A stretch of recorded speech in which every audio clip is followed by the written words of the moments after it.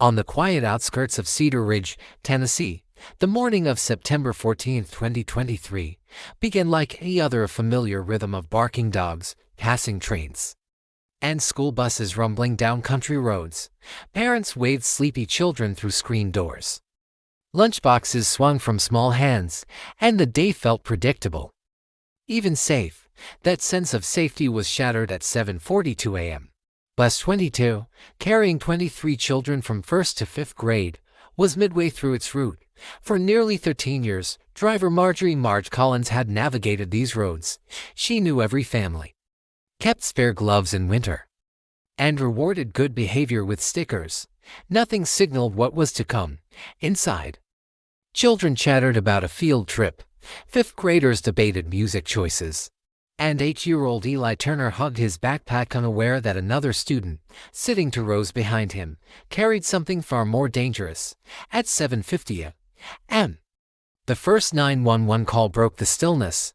A frantic parent driving behind the bus reported stabbings. Dispatchers struggled to believe it. In Cedar Ridge, such violence was unimaginable. But inside Bus 22, chaos had already erupted. A 12-year-old student, described by teachers as quiet and polite, stood without warning, drew a folding knife, and moved with a hollow, blank stare. His first target was Eli. Marge slammed the brakes. Screams filled the aisle. The attacker advanced silently, mechanically. Despite her small stature and age, Marge hurled herself toward him. The knife cut her arm, but she held on, yelling for the children to run. Some fled through doors, others froze. Neighbors rushed from their homes barefoot, in pajamas, and a father helped Marge restrain the boy until police arrived. The aftermath was devastating. Eli, stabbed twice, lay pale and trembling. 2 other children were slashed while trying to protect others. Blood marked the seats, and a sight that would linger with first responders. As sirens wailed, parents ran toward the flashing lights, desperate for news. The attacker sat handcuffed, staring at the ground. Eli was airlifted to the hospital, his family racing behind, clinging to hope. Cedar Ridge was transformed. Grief gave way to urgent questions at school district meetings. How did a weapon get on the bus? Were there ignored signs?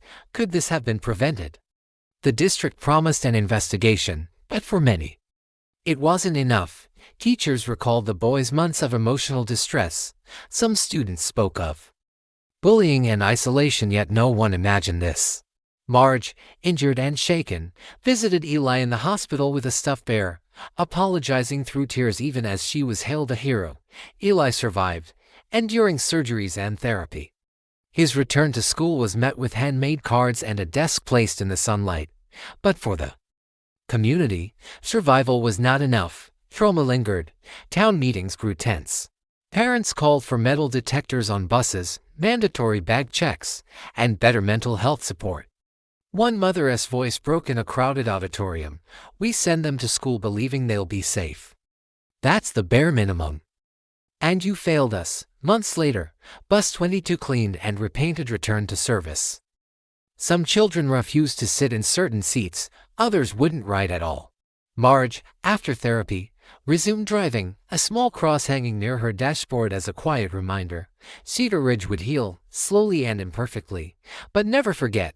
In one ordinary morning, this quiet town learned that tragedy could strike anywhere, even on a well-traveled road. On a day that began like any other, and the parents of Cedar Ridge continue to seek answers, not only from anger, but from love, from grief, and from a steadfast belief that what happened on Bus 22 must never happen again.